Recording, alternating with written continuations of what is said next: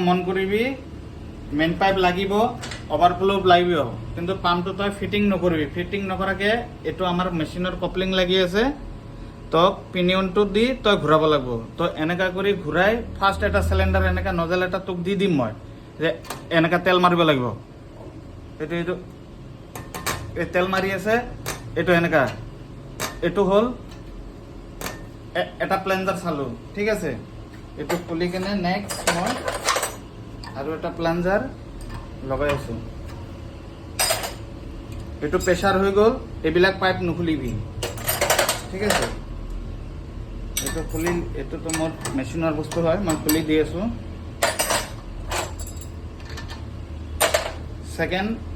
second প্লাঞ্জাৰটো এনেকা এইটো লগাবি লগাই কেনে এইটো টাইট দিলো টাইট দিয়াৰ পিছত এনেকা